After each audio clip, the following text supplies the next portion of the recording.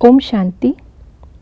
आज 22 जुलाई 2024 है और आज की साकार मुरली में बाबा ने हम बच्चों को शिक्षा दी है कि हमें कांटों के बीच में रह कर के फूल बनना है, अपने शांत स्वधर्म में रहना है।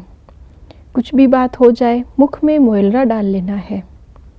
ऐसे ही स्लोगन में बाबा ने कहा कि अपने शुभ भावना के स्टॉक को हमें इतना फुल करना है कि हम नेगेटिव को भी पॉजिटिव बना दें।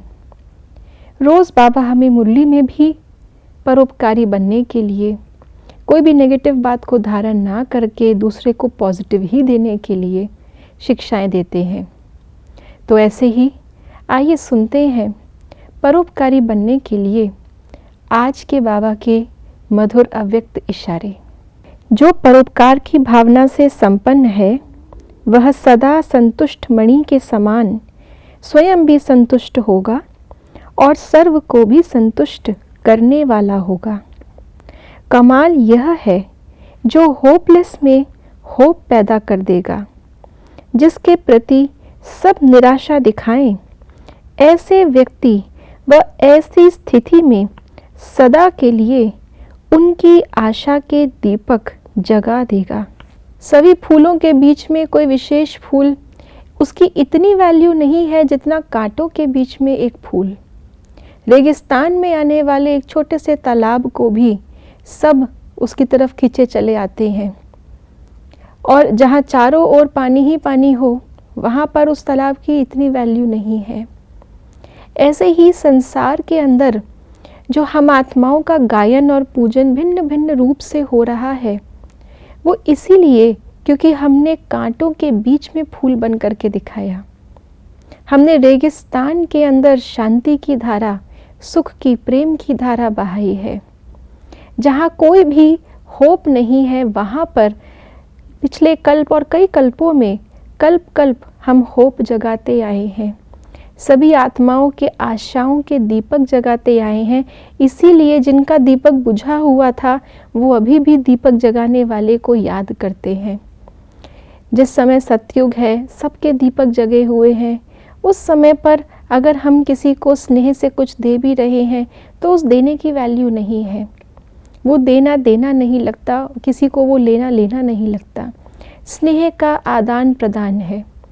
लेकिन इस समय हम आत्माएं इतना श्रेष्ठ कर्तव्य करती हैं, इसीलिए कल्प कल्प हमारा गायन होता है।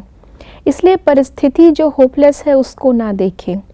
व्यक्ति जो होपलेस दिखाई दे रहा है, ऐसे तो होता नहीं है कोई व्यक्ति होपलेस।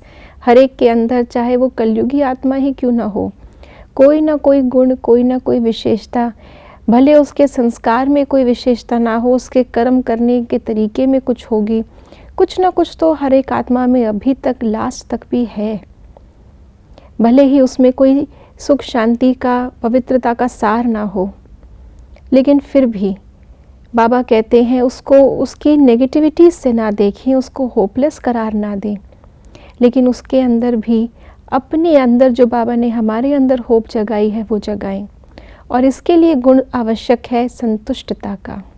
संतुष्ट आत्मा जो बाबा से प्राप्त है उसमें संतुष्ट है, और क्योंकि वो उसमें संतुष्ट है उसको सामने वाली आत्मा से कुछ चाहिए नहीं।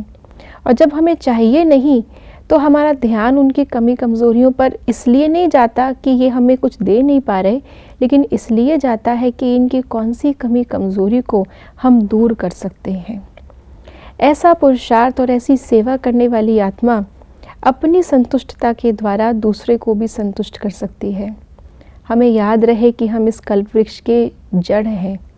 जैसा हमारे अंदर संस्कार होगा वैसा ही संस्कार पूरे के पूरे वृक्ष में जाने वाला है।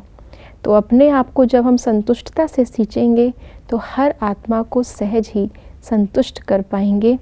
यही है उनके प्रति परोपकारी बनना। ओम शांति।